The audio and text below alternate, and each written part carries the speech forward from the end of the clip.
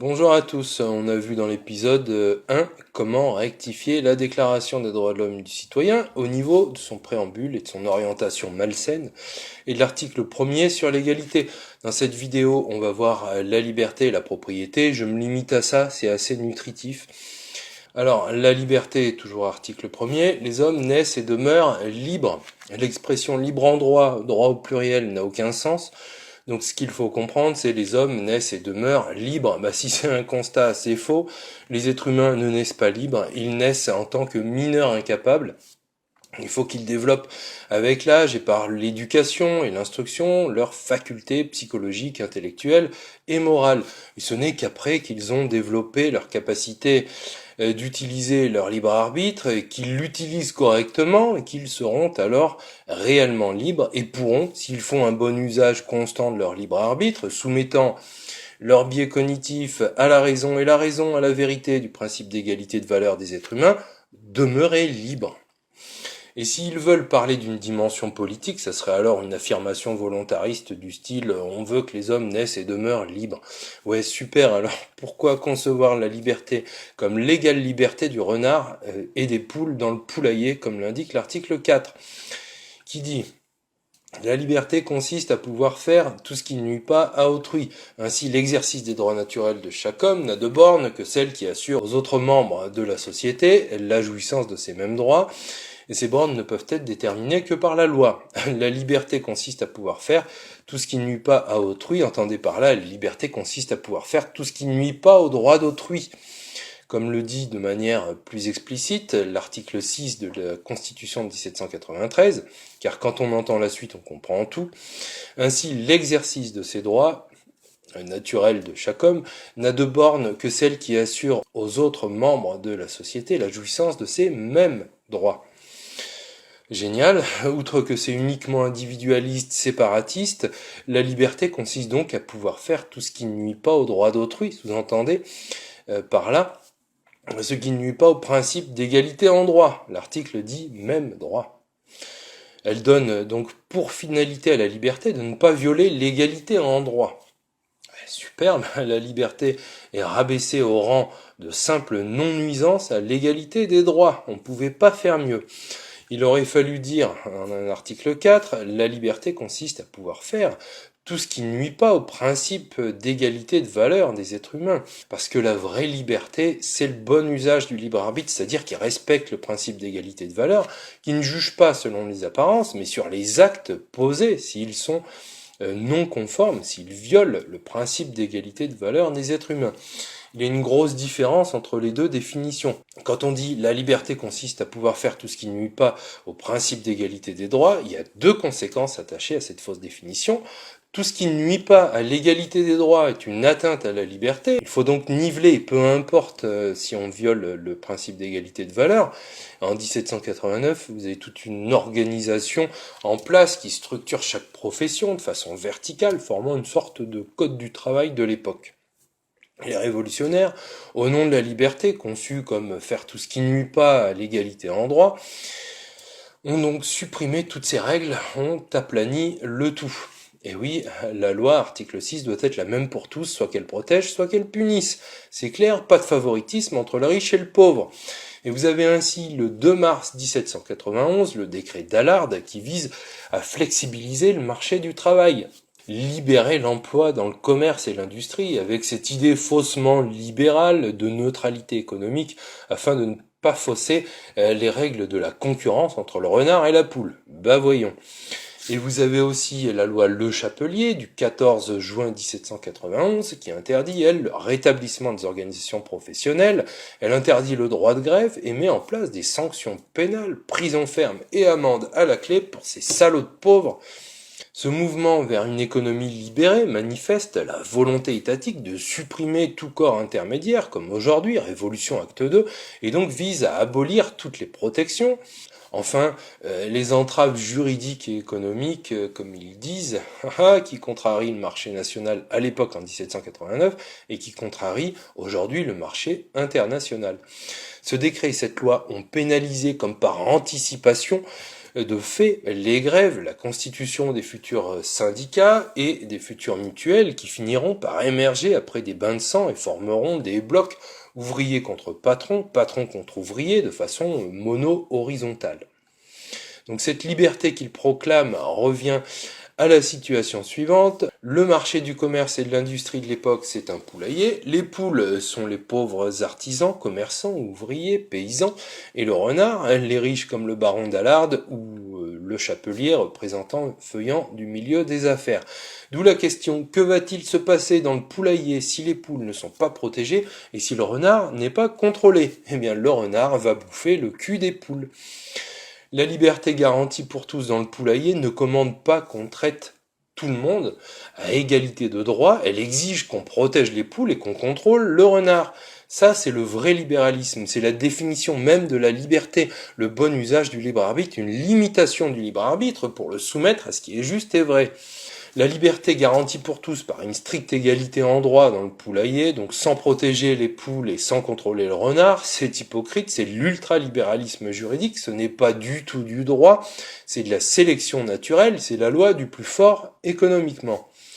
Alors pourquoi quasiment personne ne voit ce genre de choses? Cette conception de la liberté, c'est stupide. Pour être juste, dans la suite de l'article 4, après avoir dit « la liberté consiste à pouvoir faire tout ce qui ne nuit pas au principe d'égalité de valeur des êtres humains », il faudrait dire « la loi a dès lors pour mission de sanctionner les usages du libre arbitre qui violent de façon grave et manifeste le principe d'égalité de valeur des êtres humains ». Et oui, de façon grave et manifeste, parce que le droit n'a pas vocation à régir l'ensemble des comportements sociaux, il n'a pas à prendre en compte la totalité des personnes de façon totalitaire. La judiciarisation de la société, c'est extrêmement pervers, surtout que couplé avec une mauvaise conception de l'égalité, réduite à l'égalité en droit, ça donne aux juges un contrôle total et l'état de droit devient le paravent de la République des juges. Enfin, la déclaration nique le droit de propriété. Je précise, il y a un parallèle entre la liberté et le droit de propriété. Si la liberté, c'est l'usage correct du libre arbitre, qui est correct lorsqu'il ne viole pas le principe d'égalité de valeur des êtres humains, eh bien, le droit de propriété, c'est pareil. C'est l'usage correct de la propriété qui est correct lorsqu'il ne viole pas le principe d'égalité de valeur des êtres humains. Article 17. La propriété étant un droit inviolable et sacré, nul ne peut en être privé, si ce n'est lorsque la nécessité publique, légalement constatée, l'exige évidemment, et sous condition d'une juste et préalable indemnité. Après avoir proclamé comme but absolu l'égalité en droit du renard et de la poule dans le poulailler, et avoir oublié l'égalité de valeur des êtres humains à laquelle justement une égalité abstraite et aveugle indifférenciée peut porter gravement atteinte, après avoir rabaissé la liberté au rang de simple non-nuisance à l'égalité des droits du renard et de la poule, qui a justifié qu'on ne protège pas les poules et qu'on ne contrôle pas le renard, voilà après tout ça que les déclarateurs affirment que le riche renard avec ses 25 biens immobiliers et la pauvre poule qui n'a rien et surtout pas un toit ont le droit le plus inviolable et le plus sacré de profiter de leurs biens à leur gré, et tant pis si certains ne peuvent avoir des moyens convenables d'existence. Faut-il rappeler que l'embarras du choix, c'est le privilège du riche, et que le choix de l'embarras, c'est celui du pauvre. Je précise que cet article 17 de la déclaration de 1789 avait initialement été conçu contre les expropriations abusives qui pourraient être faites par l'État, donc protéger les biens immobiliers. Ce qui n'est pas totalement absurde au vu des fous qui nous gouvernent aujourd'hui. Plus radical est l'article 16 de la Constitution de 1793. Le droit de propriété est celui qui appartient à tout citoyen de jouir et disposer à son gré de ses biens, de ses revenus, du fruit de son travail et de son industrie. Autrement dit, le riche renard et la pauvre poule ont tous les deux le droit de profiter de tous leurs biens et du fruit de leur travail et de leur industrie. Et on imagine bien là les poules profiter du fruit de leur travail lorsqu'aucune règle protectrice n'encadre l'action de celui qui possède les outils productifs et qui peut fixer les conditions de travail et les salaires à son gré. Ainsi, comme on peut le voir, ces deux articles ne réalisent qu'une conception individualiste du droit de propriété et accordent au renard le droit de jouir de ses biens et d'exploiter tous les fruits de son industrie, de retirer tous les bénéfices de son entreprise sans se soucier des poules ou du poulailler national. Il faut rajouter l'article 544 du Code civil de 1804, qui est toujours en vigueur, la propriété, et le droit de jouir et disposer des choses de la manière la plus absolue, pourvu qu'on n'en fasse pas un usage prohibé par les lois et les règlements. La même logique révolutionnaire est à l'œuvre pour Napoléon, la révolution à cheval. La propriété, comme la liberté, c'est faites ce que vous voulez, sauf ce que je vous interdis. En l'occurrence, quand on dit pourvu qu'on n'en fasse pas un usage prohibé par la loi et les règlements, il vise par exemple à interdire aux propriétaires de planter des arbres ou autres végétaux qui porteraient atteinte à la jouissance du bien de son voisin. La jurisprudence d'ailleurs a limité ce droit de propriété avec la théorie de l'abus de droit pour les conflits de voisinage, comme l'interdiction de mettre un épouvantail pendu devant la fenêtre du voisin, ou avec le trouble anormal de voisinage. Des libertés bornées pour des gens individualistes et cloisonnés, qui ont le droit de mener une petite vie égoïste paisiblement sans se faire chier les uns les autres. C'est déjà bien, vous me direz, mais cette vision est tout à fait séparatiste. S'il est vrai que la titularité d'un droit ne signifie pas la liberté totale dans son utilisation, et c'est ce qu'ont compris au moins une partie de la doctrine et de la jurisprudence, c'est parce que le droit de propriété revêt également une dimension sociale. Les révolutionnaires, avec leur conception égoïste et fragmentée de l'homme monade isolé, îlot, bastide, forteresse imprenable, jouissant de son domaine comme le seigneur en son château, sans considération aucune pour le reste de l'humanité, en merdant grave, les révolutionnaires ont fait naître l'antithèse à l'opposé, donc les communistes, eux, n'ont qu'une vision sociale, socialiste de l'homme. Or, bien entendu, l'être humain ne se réduit pas à une conception ou à une autre, il porte les deux dimensions en lui.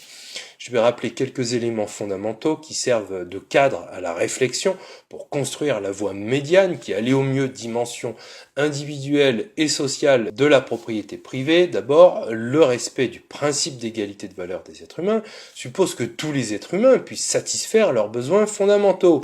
2. La production de biens permet seule la satisfaction des besoins fondamentaux liés au corps, de l'habit à la maison en passant par la nourriture ou le médicament.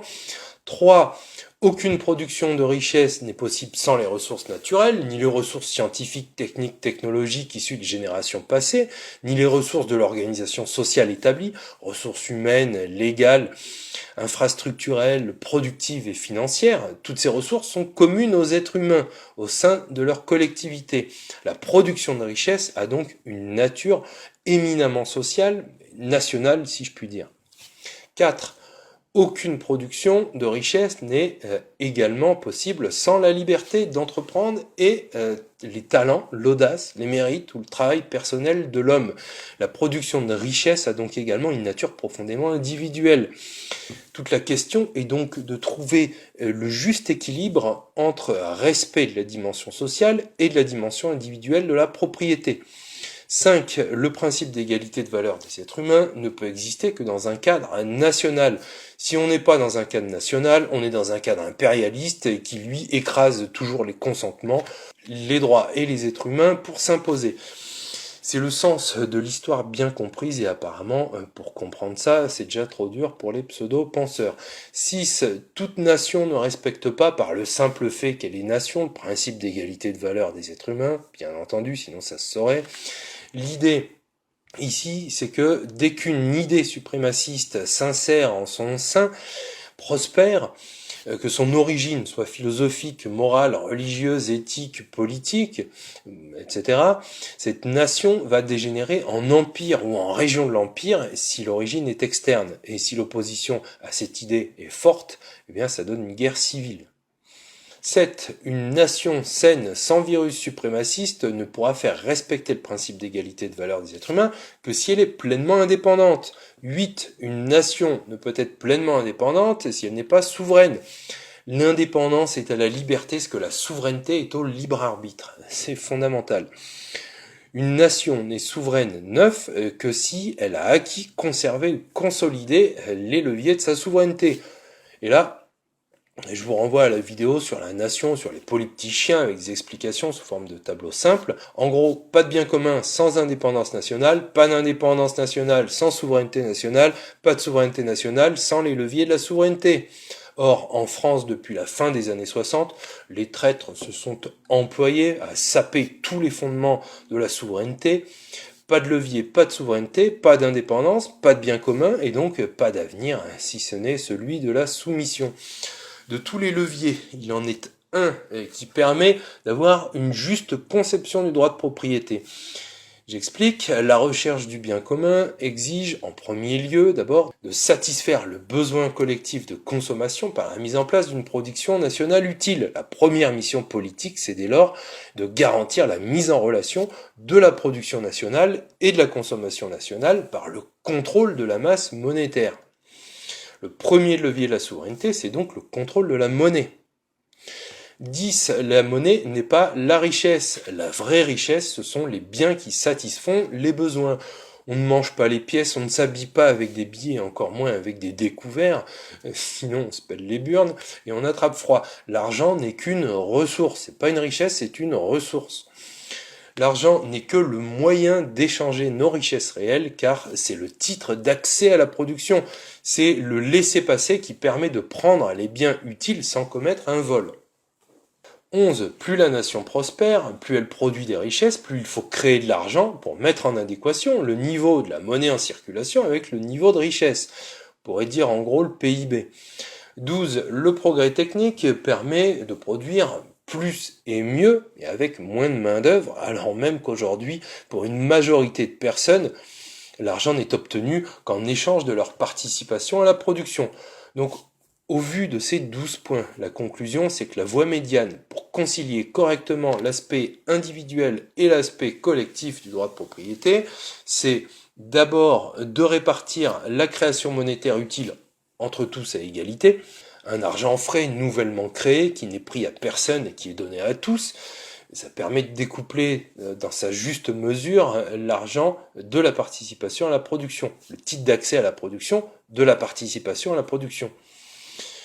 Je précise, la racaille aujourd'hui avec son système d'argent-dette et son ultra-libertarisme made in UE conduit à gaver les banques de pognon qui spéculent avec, et l'argent, s'il parvient aux citoyens ou à l'État, c'est par le crédit, et donc c'est une dette. On se fait des dettes à n'en plus finir pour avoir de l'argent qui est le moyen d'échanger nos richesses réelles, on vend nos richesses réelles. C'est une aberration. Donc la création monétaire à part égale entre tous et pas autre chose, sinon aucun avenir pour nous. Et c'est d'ailleurs là la seule conciliation possible en toute justice entre respect de la conception individualiste et sociale du droit de propriété, et en plus la nation sera indépendante, la recherche du bien commun facilitée, le principe d'égalité de valeur des êtres humains à respecter. 2. Vous êtes citoyen héritier du bien commun. Ce titre vous confère également le titre d'actionnaire du bien commun, et on irait un peu plus loin ici que le beau préambule de 46 qui affirmait en son alinéa 9, tout bien, toute entreprise dont l'exploitation a ou acquiert les caractères d'un service public national ou d'un monopole de fait doit devenir la propriété de la collectivité. C'est vachement respecté aujourd'hui. Je rajouterai la propriété de tous les citoyens, de chaque citoyen, actionnaire à part égale des services publics, s'il vous plaît. J'ai parlé des externalités positives dans la vidéo précédente, ça s'insérerait bien ici, pour façonner un outil beaucoup plus intelligent que le PIB ou autre pour calculer la richesse créée. Après, les modalités de comment on fait, ça se discute, il y a plusieurs options. 3. Ensuite, la conciliation en justice de la dimension individuelle et sociale du droit de propriété impose aussi la solidarité nationale, comme l'affirme le préambule de 46. La nation garantit à tous, notamment à l'enfant, à la mère et aux vieux travailleurs, la protection de la santé, la sécurité matérielle, le repos et les loisirs. Tout être humain qui, en raison de son âge ou de son état physique ou mental, de la situation économique, se trouve dans l'incapacité de travailler, a le droit d'obtenir de la collectivité des moyens convenables d'existence. Il faut sauvegarder la sécurité sociale et pas se la faire voler à cause du système d'argent-dette. Comment croyez-vous qu'au sortir de la Deuxième Guerre mondiale, on a pu mettre en place ce système alors que le pays était dévasté ? Il faut de la volonté politique en sortant du système d'argent-dette pour que cette solidarité nationale, dans le cadre d'un État-nation indépendant, indépendant de la racaille de la finance apatride, à travers l'action de l'État, confère effectivement les droits découlant du principe d'égalité de valeur à tous les citoyens. Voilà ce qu'il faudrait dire au lieu de ce que dit l'article 17 actuellement. Il faudrait dire la propriété est le droit le plus inviolable pour le propriétaire de jouir et de disposer des choses de la manière la plus absolue afin de satisfaire ses besoins fondamentaux, pourvu que cette jouissance ou cette disposition de la chose n'ait pas pour objet ou pour effet de nuire aux autres membres de la collectivité ou à la collectivité en tant que telle. Celle-ci ne peut porter atteinte au droit de propriété que pour la sauvegarde d'un intérêt général légitime strictement encadré par la loi et les règlements. Le remboursement d'une dette publique odieuse, illégitime et impayable par nature ne peut alors jamais constituer de façon directe ou indirecte un motif d'intérêt général valable permettant au pouvoir politique de porter atteinte au droit de propriété. Toute finalité d'usage ou de disposition des choses par le propriétaire autre que celle visant la satisfaction de ses besoins fondamentaux est également et bien entendu admise sous réserve que cet usage ou cette disposition ne constitue pas au surplus une atteinte grave et manifestement disproportionnée au principe d'égalité de valeur des êtres humains que l'État se doit de faire respecter par la loi et les règlements. Pourquoi on devrait l'écrire comme ça? Parce qu'on doit absolument protéger le droit de propriété et qui permet de satisfaire les besoins fondamentaux du propriétaire, sens large, sauf s'il nuit aux autres ou à la collectivité. Et la collectivité, pour y porter atteinte, doit justifier d'un intérêt général, comme aujourd'hui, mais ne peut prétexter que la dette publique à rembourser est un intérêt général, ni même ne peut se servir d'un autre motif d'intérêt général pour déguiser la volonté de rembourser une dette illégitime. Concernant le droit de propriété, qui ne vise pas à satisfaire les besoins fondamentaux, c'est la même chose avec en plus la faculté pour la collectivité de porter atteinte au droit de propriété si le respect du principe d'égalité de valeur des êtres humains est gravement menacé. On parle ici des abus les plus criants, comme des logements vacants, voilà, je rentre pas dans le détail, j'ai pas le temps. Ça me semble tout ça une façon équilibrée pour bien protéger les propriétaires et la collectivité. Je précise et résume avec les autres mesures. D'abord, A, la création monétaire distribuée entre tous. B, citoyens actionnaires des services publics. C, solidarité nationale. D'abord, ces trois éléments ont vocation à déjà apporter beaucoup plus de justice dans la société sans passer par l'impôt, sauf pour la solidarité nationale, ce qui est légitime. Ensuite, il faut protéger les citoyens contre l'État, surtout dans les temps actuels. Les atteintes aux droits de propriété doivent être mesurées et circonscrites, et ce qui n'est d'ailleurs possible que dans un système de monnaie libre, car avec le système actuel, on va vous voler tout ce que vous avez pour payer la dette. Seuls les très riches n'ont rien à craindre. Pour les autres, on va morfler et tout ça de façon très légale. Est-ce que vous voulez un avant-goût?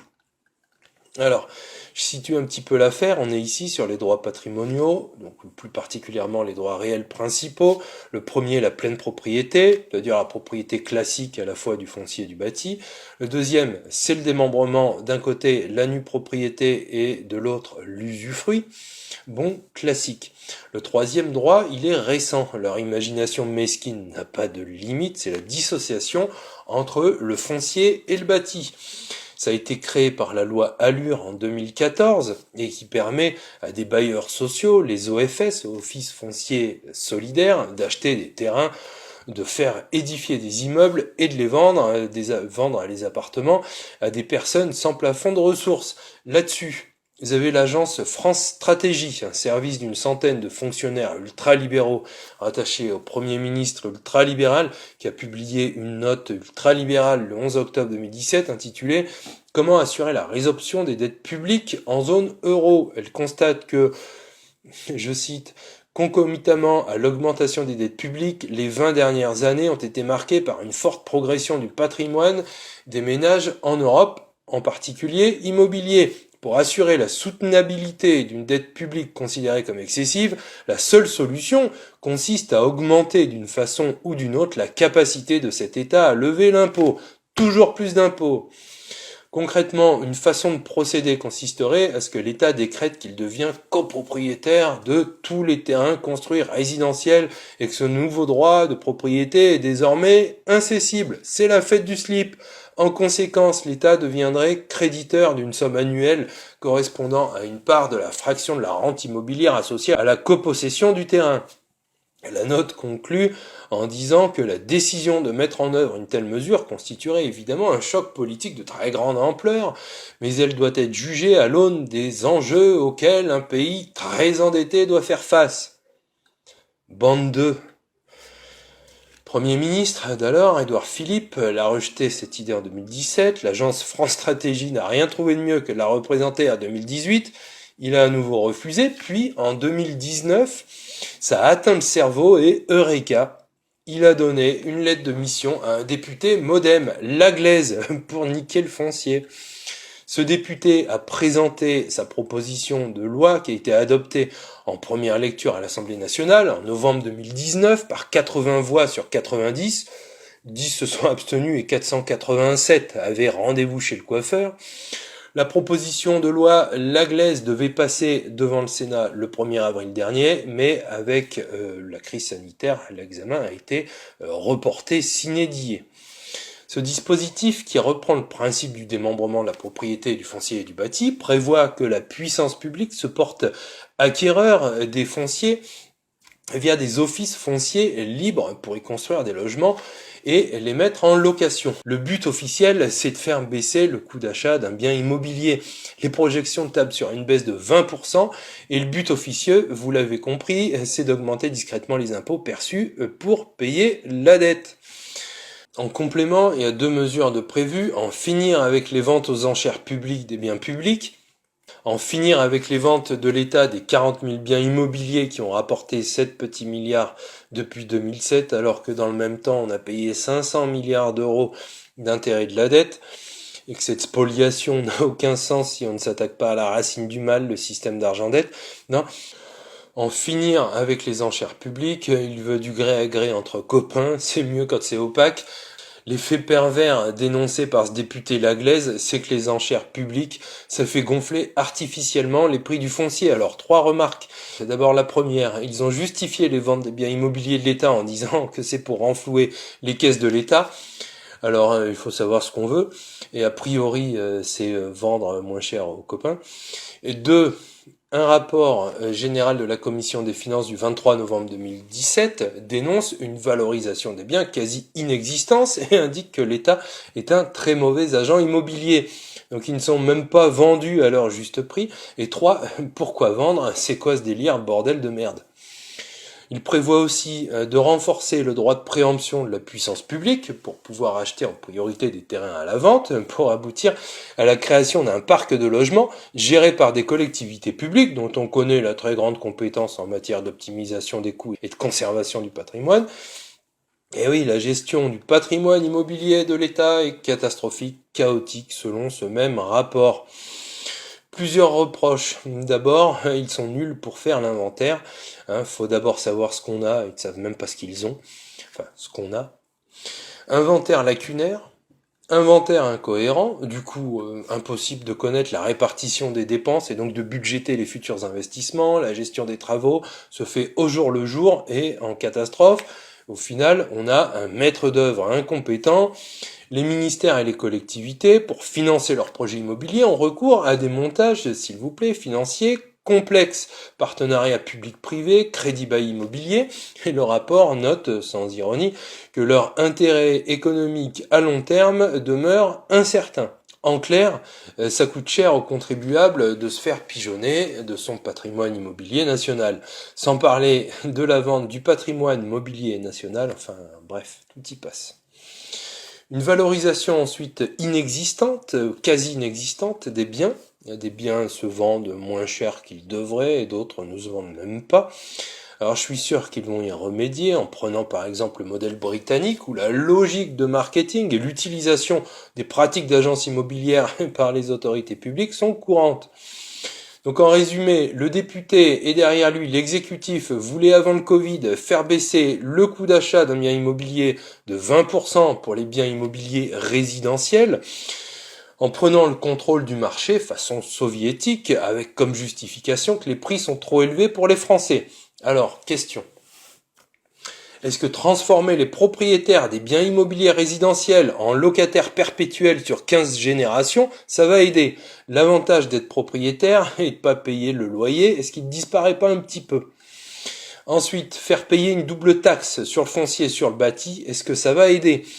Est-ce que les propriétaires du bâti pourront se faire expulser de chez eux s'ils ne vont pas payer le loyer sur le foncier? Ensuite, comment les offices fonciers libres, OFL, vont-ils financer l'achat de terrains au prix du marché avec des fonds publics de l'État que l'État n'aura pas?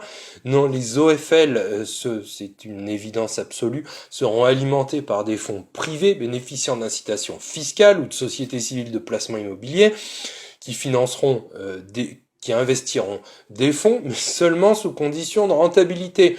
Il y en a qui vont encore se gaver en spéculant sur le dos de toujours les mêmes, grâce aux OFL qui dirigeront le marché.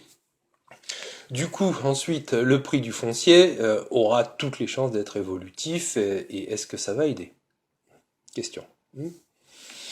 Tout ça, bien entendu, c'est de l'arnaque, vous l'avez compris, les gouvernants voulaient nous faire ça avant le Covid, et quand on pense au péage urbain, bande d'eux. J'imagine qu'avec l'explosion de la dette, cette dette surgonflée aujourd'hui par une politique de confinement de malade mental, cette loi reviendra, je vous en fais le pari, et sera étendue à tout le monde, tous locataires dans l'idée. Le député, dans son rapport, indique quand même que le foncier, même propriété privée, demeure un bien fini, public et d'intérêt général. Si c'est pas du soviet. Couplez ça avec la fin de la monnaie papier et nous serons les esclaves des seigneurs de la finance apatride. Au final, cette collectivisation des terres, couplée à l'ultralibertarisme, au système d'argent-dette, à la fin du cash et à la puce dans le cul, réalisera un État socialiste intégral, total, totalitaire. Les personnes seront rabaissées au rang d'individus, monades isolées et démunies, apeurées entre le virus et les terroristes, et c'est l'État qui gérera toute leur vie, leur donnera de quoi vivre avec le revenu universel à 1000 balles, sous le contrôle bancaire dans le cadre d'un impérialisme féroce. Égalité, liberté, propriété, j'ai mis l'accent dessus pour montrer qu'une mauvaise conception de la propriété, qu'elle soit abolie comme ils veulent les communistes ou absolutisée selon la logique capitaliste ultralibérale, donc égalicide ou liberticide, doublé d'un État qui met en œuvre une mauvaise conception de la liberté qui est égalicide et en même temps liberticide, aboutit à la création d'un Léviathan.